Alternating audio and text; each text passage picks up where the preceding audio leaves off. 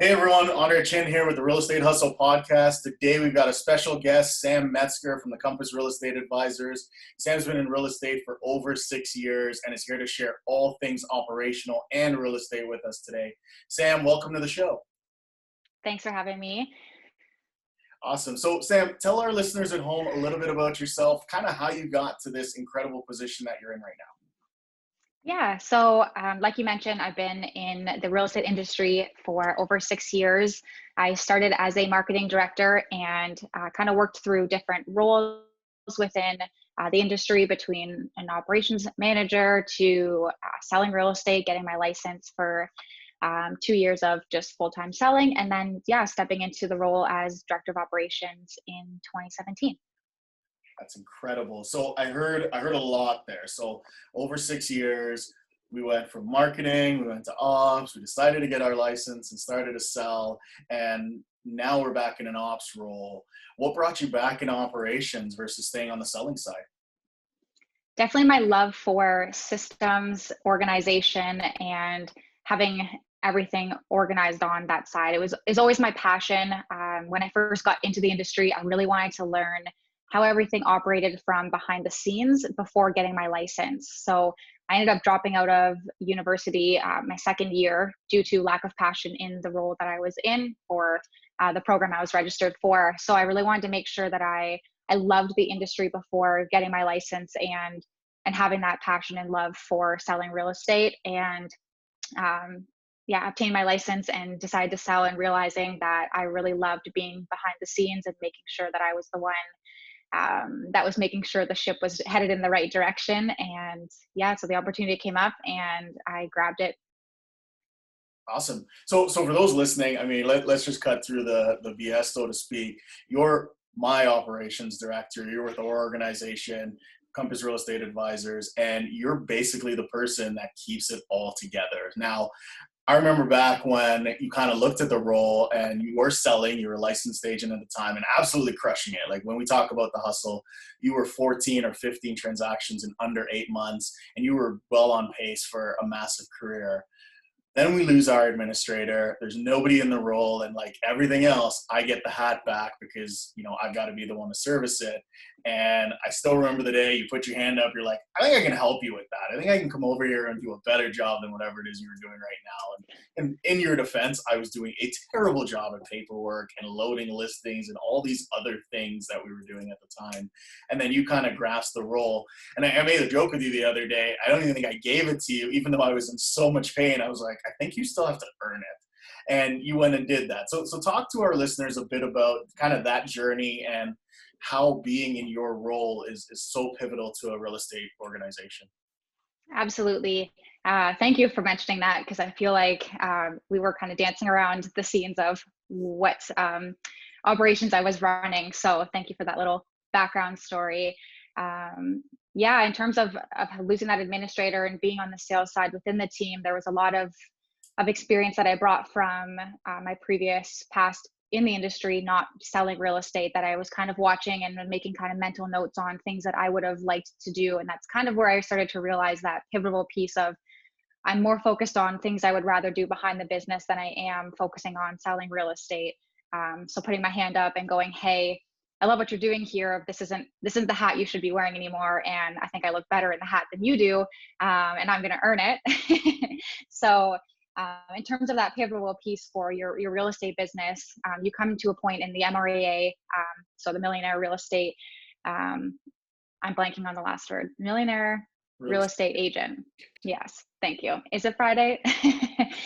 And it talks about being so busy that your first hire is that executive assistant or somebody to take off kind of the transactional pieces off your plate, and you taking back that hat, it distracted you away from a lot of the other things that you needed to be focusing on. So coming in, stepping in, knowing that I could build the systems and the models that needed to be put in place to alleviate and leverage off that piece was definitely a pivotal piece for not only you, but for the team and the company itself. That's true. Well, and I mean, we didn't always, I mean, you weren't always with us, you were with other organizations. And so you've been around Rainmakers pretty well for most of your career, been able to kind of watch, quote unquote, the hustle. I mean, name of the show, we keep coming back to it. And every one of our guests have sort of given us some tips and tricks on how to get there. But what are you seeing from the other side of things as you're working with these massive producers out there that are doing big numbers? I mean, I think your most painful year was over 150 transactions as the only administrator on the team. So what are you seeing? Like, what are some characteristics that people should look for, or really, how are we doing it? And you've got that inside sort of secret, because we keep getting asked, what's the secret? The secret, I love it.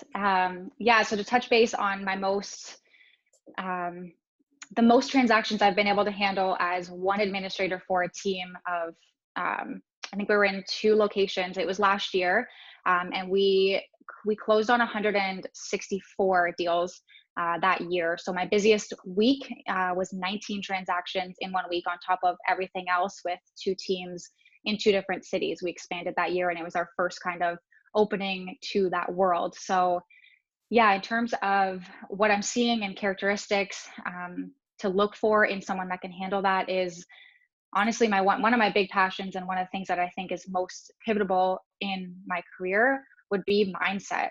Finding somebody that is positive, is always looking for new ways and new ways of doing things that are more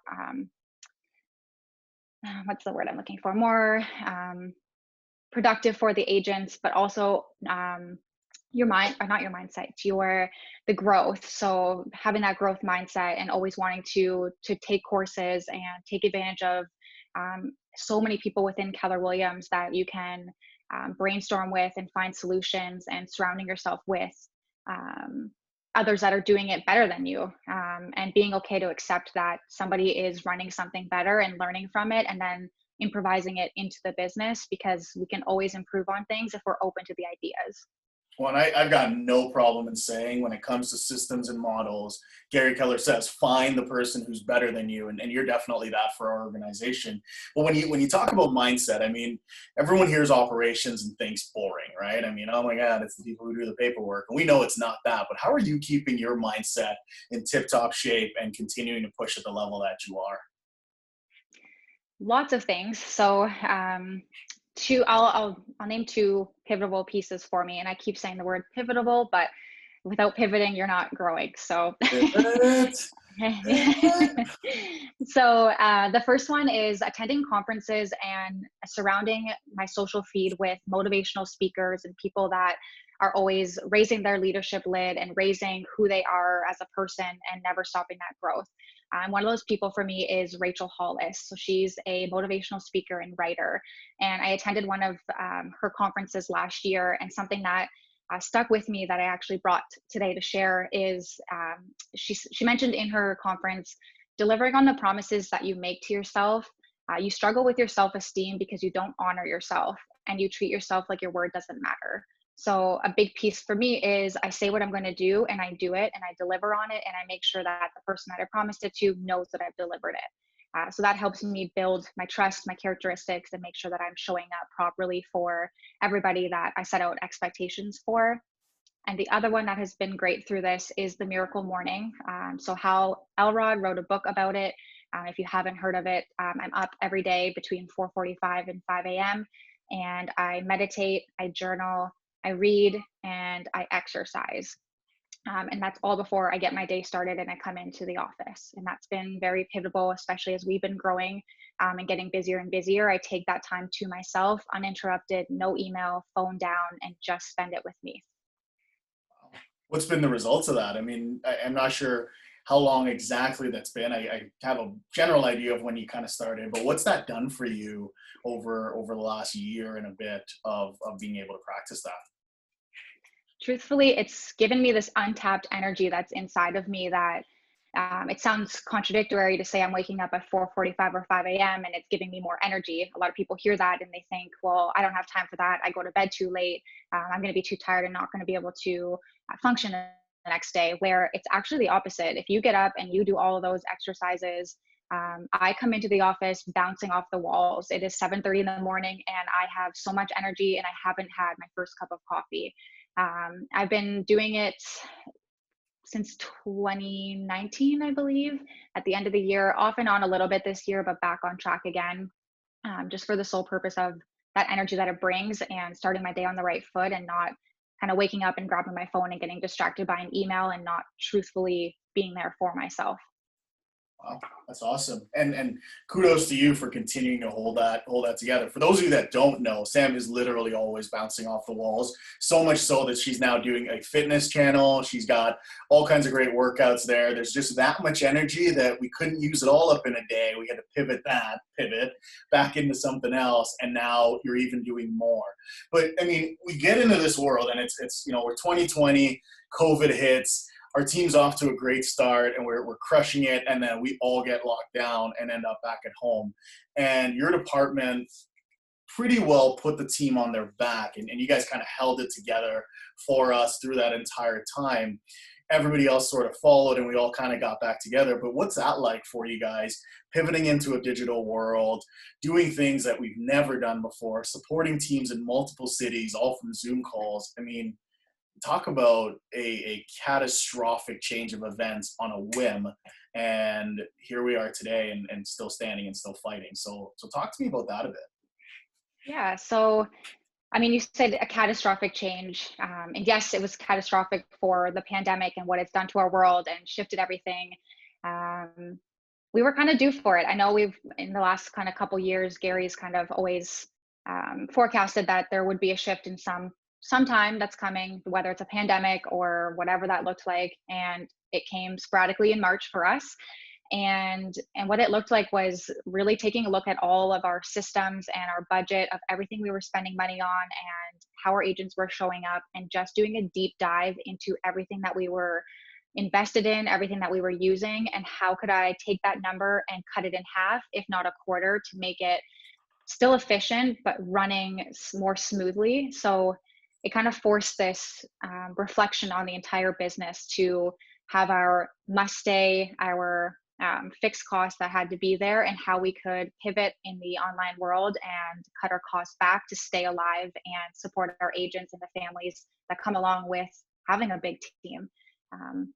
So I'm actually thankful for COVID. I know that sounds really messed up, but I'm thankful for what it did for our business to really dig into the systems we were using, cut back where we could, and conserve our energy and make sure that we could push through. And we definitely did that in 2020. So.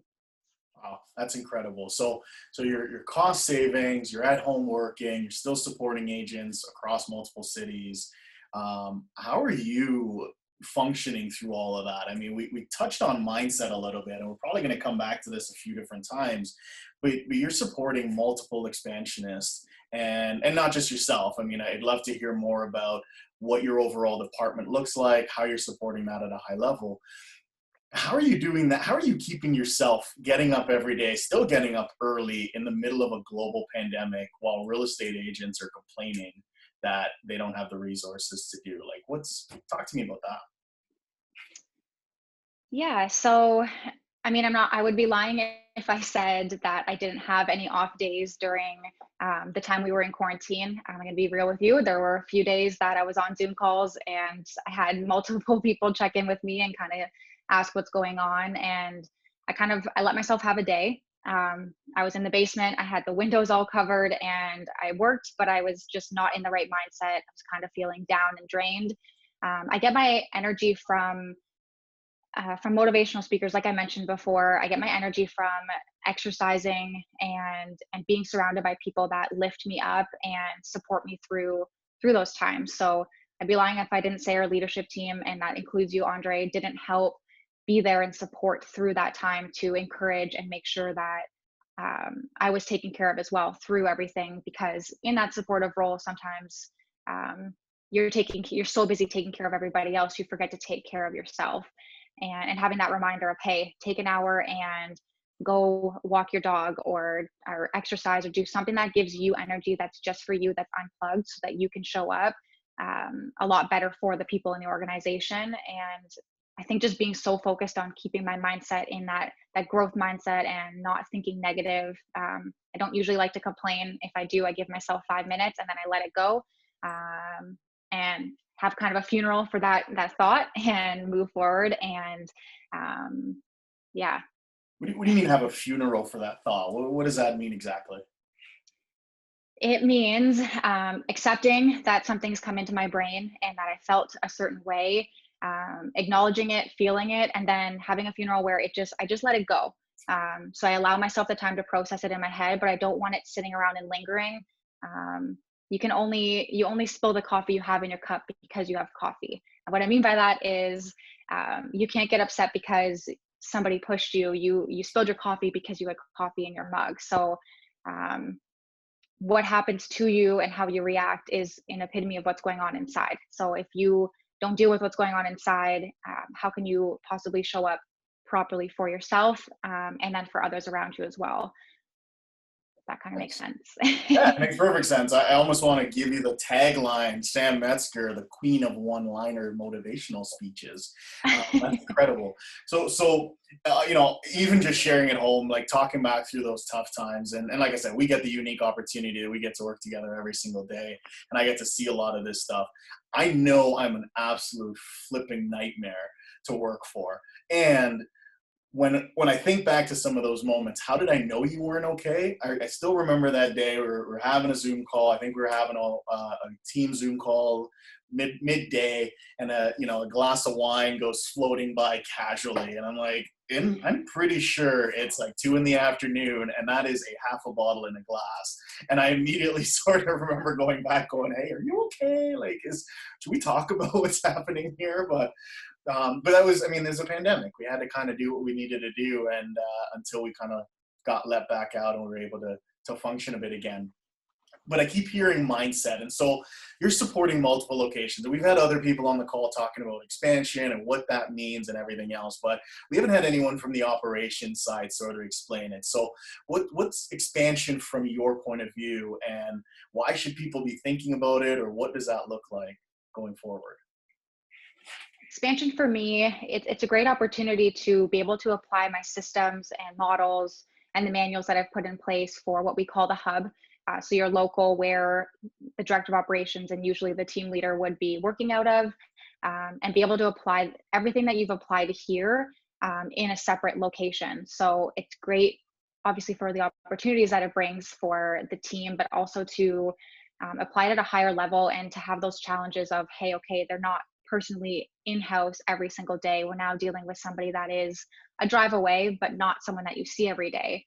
And I kind of contribute a lot of the expansion experience that I had from the year before with adapting through COVID, and having that we already were communicating a lot through online systems and through everything that we had. So it was really just pivoting through our hub and making sure that everyone was all connected and together. So having that expansion experience kind of helped. I know I'm tying back into the COVID experience, but yeah, expansion to me is really just being able to make sure my systems and models are in place and in check, and are able to be transferred into different locations. Because if they are set up properly, you should be able to adapt them, whether you're working with somebody that is 30 minutes away or in a totally different province, if that were to a lot. Makes perfect sense. So talk systems. I mean, what kind of things does a real estate agent need in order to effectively do their job? To do their job, or to have somebody take over the pieces that they weren't looking for to do anymore.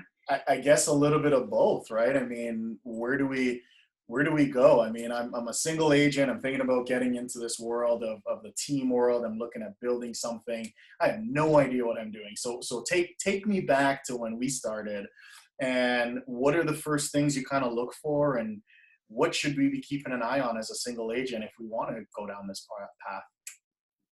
Yeah, so a single agent looking, I guess your question, to find that leverage piece and to get started on what that would look like to have somebody help them out and help their business, would be to write everything that you do in a day down to the mundane tasks of opening up my laptop and logging into my local board or checking my email, and everything that you possibly do, writing it down, and then going through it and circling all the things that you don't want to do anymore. And when you've taken all the things out that you don't want to have on your plate anymore, you've now come up with a raw job description of that replacement that you're looking for to help you.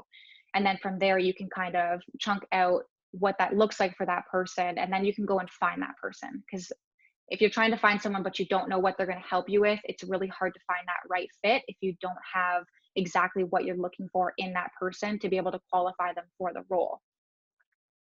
Okay. Any sort of metrics that I can look at? Like what if I sold 10 houses and told you I needed an assistant? Like what would you recommend?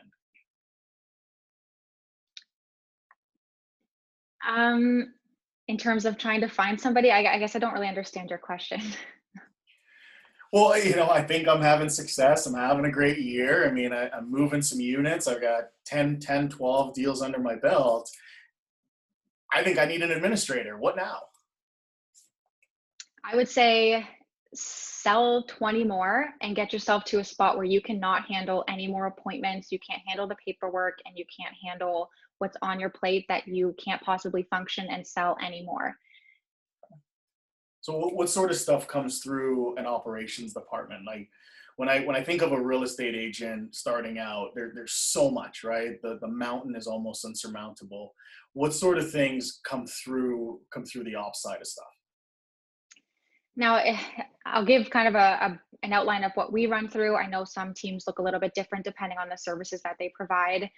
We take care of all the paperwork. We streamline everything for the clients. So it kind of takes away that 80% of your tasks that are kind of sitting over on the side. You don't want to fill out anything that's prepping any paperwork for your appointments or making sure it gets sent off to the right people, making sure that kind of responsibility of all the paperwork and clients get taken off your plate, everything gets loaded in properly for listings so that you're not kind of sitting there trying to lead generate and now also loading listings that are taking away from that time. So we kind of alleviate everything other than what the agent should be focused on, and that's making calls, lead generating, whatever that looks like for the agent, and then signing those contracts. And once the contract's signed, we take off all that workload and they leverage us for all those systems. So you guys are basically taking all the pain away. So the agent gets to just focus on lead generating, signing contracts, doing their follow-ups, and then that's kind of their day? Or is there a lot of interaction back and forth with you guys? Like, what does that look like? Yeah, so the department, I take care of making sure that they're set up on everything they need. They understand how the team operates and works, the systems that are going to set them up for the success. And then we have a director of client services that takes care of all the paperwork and the back and forth with the clients. You're always included in it, but we try and take away a lot of that communication piece out of the mundane tasks of just getting that listing up or processing the purchase and making sure that everything's sent off properly. And then we also have a director of marketing who takes care of all your social media posts as well. So everything's done from your flyers for door knocking, posting on social media. So really, in terms of communication back and forth with our department, it's really only if they have any questions. And then we have a really great culture on our team, so we do talk a lot, but we try and cut back a lot of anything that is due with the transaction itself, because we really want to make sure that we're supporting them at the highest level so that they can just focus on lead generating, signing contracts, and living the life that they want to. Okay. So some people probably listening to this going, that sounds painfully boring. How are you guys keeping yourselves energetic and having fun? And I mean, I get the luxury of being a part of it, but for everyone listening at home, how are you guys keeping your energy as high as you do?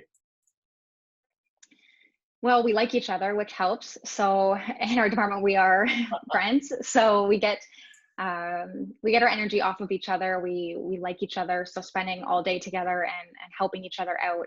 And honestly, the work that we do, it's to other people, it may seem boring, but a lot of days that it's the feedback back from the agent and from the clients and knowing that we're running such a great system that works. And then, yeah, back to, I guess, mindset and pouring back into ourselves and making sure that we're showing up for ourselves so we can show up for our clients and our agents. And yeah, I guess I'm the weirdo that likes my job and it finds it fun.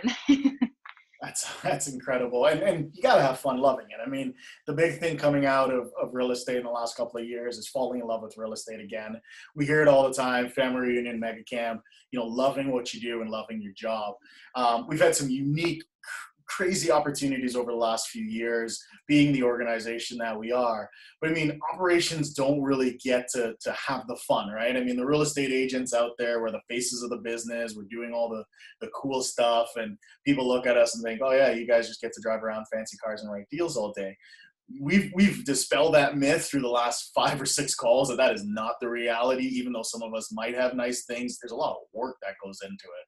But what are you kind of doing from the operations side of things when you hear, okay, well, ops must be boring?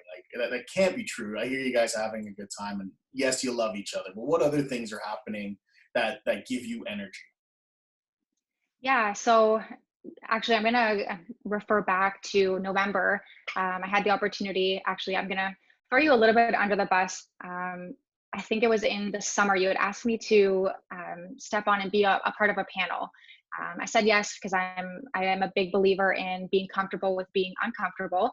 And I thought, okay, great, I'll step on a panel. Maybe it's at the market center. There'll be 30 or 40 people there. What a great opportunity to kind of dip my toes into the world of speaking on a panel. And a couple weeks before this panel is going to happen in November, you let me know that it's going to be over 600 people. So adjusting into that and reassuring and knowing, hey, I'm okay with this. Yes, it's uncomfortable, but I'm putting myself in a situation to grow. And I got the opportunity to speak at the Real Estate Growth Summit as a part of the operations panel and connecting with other operations operation managers or director of operations, whatever their title may be, but very similar in the way that we operate and the problems we all have, and being able to be a part of that community and feed off of each other and be there is really kind of the bonus of my role, and having those opportunities within the industry to have that opportunity to not only speak on a panel, but really challenge my nerves and be uncomfortable being up there and realizing that I could do it. So yes, throw me under the bus. That's completely true. If I had said to you in the summer, hey, you're going to be speaking on stage in front of 600 plus, because it wasn't, the final numbers were almost 700 plus real estate professionals from all over North America, would you have said yes? Probably not, if I'm being honest. There you go. So yeah, I downplayed it and everything else. And I mean, that's something that I think is constantly happening, where you're reaching out and seeking other professionals and networking and that sort of stuff. What's the benefit of doing that? And why are you continually always looking for that next bigger leader or that next person to help you grow? Yeah, so remind me the person that said this, but surrounding yourself with five, or no, I'm going to butcher that a little bit. It's surrounding who you surround yourself with, the five closest people to you. They could tell you everything about who you would be in the future. Yes. So I guess I am blanking on the name, but hearing that, it really put me into perspective of who I'm surrounding myself with, what conversations I'm having, and how can I be better, and to really show up not only for myself and my growth, but for the people around me. So speaking on that conference and getting out of my comfort zone and talking with people that I never thought I would get the opportunity to talk to gave me that sense of confidence of knowing there's a community out there of people that are going through similar problems, and you're not alone on an island in the support world. And there is tons of people that have either gone through it, have gone through worse, and are there to help you. We are in that support role not only for our team, but because we love helping out people. So having that community and having those people that are in your kind of right corner and are always there for you have definitely helped.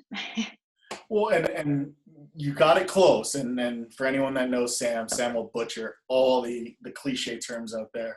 If I'm not mistaken, it's more simply put, you are a direct result of the five closest people to you. So look in the mirror, look at your friend circle, write down the five closest people to you, and it's proven that they probably all make you make an average of their five salaries. You're going to be as an average version of them. You're going to be surrounded by them. So if you want to be a millionaire, the first thing is to go surround yourself with millionaires. You want to be a top producer, start talking to top producers. You want to be, $100,000 producer, just hang out with $100,000 producers. So who we hang with does matter.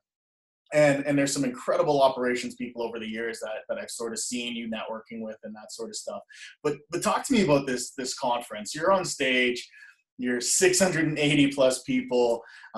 You're presenting to this room of powerhouses with 4 other operations people. What was that experience like for you?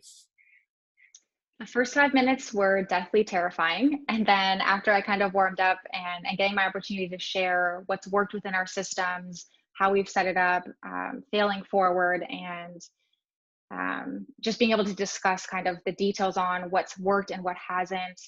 It was very powerful just to have people listening in and taking away um, different stuff from it, not only just from me sharing, but kind of bouncing off other people sharing and having that kind of piece of solidarity, knowing that, hey, we've actually all gone through the exact same things, and we can learn a lot from each other. Okay. So when we look at your department and everything else, and as you're sharing, and thank you so much for sharing as much as you are, how are you helping the team to continue to operate at such a high level? Any tips or tricks for any operations people that are listening? Tricky question, but also not, because complexity is the biggest enemy of execution. Honestly, is just being open to. There's another one-liner. I can't stop. It's being open to ideas and jotting them down. It doesn't mean you need to effectively execute something the next day, but just listening in with your agents. They can say a lot just with their language and how they show up of what's working and what's not. Sometimes an idea that you have isn't always the best one for everybody else, and being open to that feedback and accepting negative feedback where it is, and working off of it and being better, would be my biggest piece. And yeah, I won't get into the nitty gritty parts of the systems that I specifically use unless that's where we're headed. But just making sure that you're set up with how you're organizing in what needs to get done in a day. Your priorities are set out, and your goals for your week and your month are clear and focused on, is definitely a way for you to succeed in the role, not only just from a day-to-day perspective, but month by month and year by year. One of the things I'm hearing through that conversation is, yes, you guys are operations, but you're not functioning really just as straight operations, right? There's no boredom happening. You guys are constantly evolving and recreating systems. And I don't think we'll get into the nitty gritty. I think if anyone wants to hear that sort of information, they should probably schedule some time with you. Would you be open to chatting with anyone if they did reach out to you? I would love that. Yep, I'm always Awesome. open. And then so, you guys are, you mentioned fun, you mentioned growth, you mentioned mindset. The one thing I don't think we've really touched on is through your career, and I know I'm going to use the word ego, even though I don't necessarily consider it an ego point of view, but you're working with some massively successful agents, and me not being the only one. How are you able? And I always hear you kind of in the back of my head, hey, can you fit your head through that door? But how are you managing these incredible talented agents they're fast paced, they don't communicate well, they want everything like it was yesterday? I mean, how are you keeping it all together? Just let me catch my breath here. I can't breathe with your ego.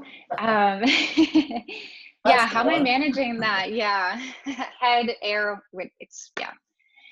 How am I managing that? It's a great question. So definitely pulling from past experience of kind of knowing what the average agent behaviors are, and kind of studying over the years of being in the industry and hearing the language and knowing the behaviors that come from it.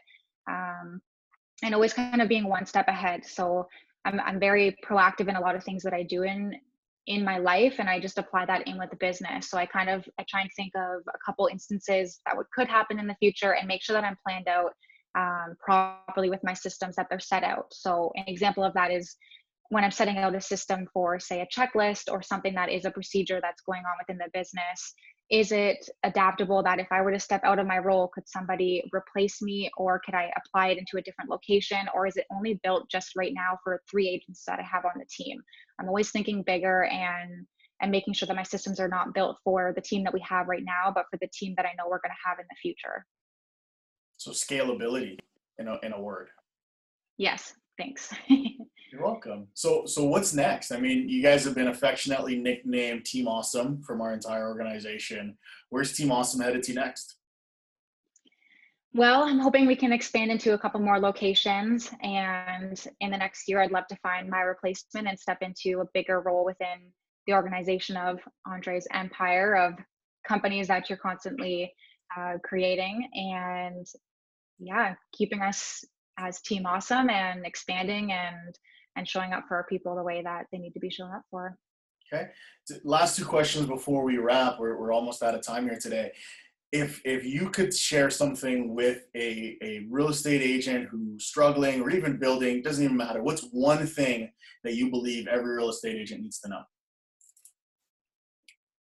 Hmm, that is a loaded question. What do they need to know? I would, that is really tough. There's so much that there is to know, but I guess kind of I mentioned it briefly before, but complexity is the biggest enemy of execution. So, I mean, when you're an agent's thinking, there's so much to do, I don't have enough time, I don't think I can execute something, just simple it down and start with one thing. What's one thing that you can do that's going to keep your business afloat or grow your business or support your business, whatever pillar you're focusing on, and just execute something. I know I've said it before, but the 10-minute workout that you do 5 times a week is more than the 50-minute workout that you didn't do. Um, yeah. Wow, that is a loaded answer to a loaded question. What would you say if I was to flip the script on you here? I'm sitting in your position right now. What's the one question I didn't ask you that I should have asked you today? Hmm. I don't know. You did a pretty good job at the questions that you asked me. I don't know if I can think of anything that I could answer for you within a couple minutes. I I hope think we this doesn't covered a lot. I really hope that line, "you did a good job," really doesn't hit the editing floor when this thing's all said and done. Sam, thank you so much for being with us on the Real Estate Hustle podcast. How do our listeners find you? What's the best way to get in contact with you? You can send me an email to Sam, SAM, at Compass, readvisors.com, or you can find me on social media, Facebook, Sam Metzger, and also my Instagram is my first and last name. So anywhere social media or email is probably best. Awesome. Thank you so much for sharing and giving us a different insight on the Real Estate Hustle podcast. Again, guys, Sam at compassrealestateadvisors.com, Sam Metzger at Facebook, Sam Metzger on Instagram. Shameless plug time. If you want to get your butt kicked, go do one of Sam's workouts as well. We're so appreciative of it. And you can find us on Instagram, Facebook, website at the Real Estate Hustle podcast.com. So thank you so much for being here, Sam. It's been a treat talking to you. We look forward to hearing from you next year when you've done some more incredible things in operations and hit those goals of yours. So we appreciate you so much. Thank you. Thanks for having me.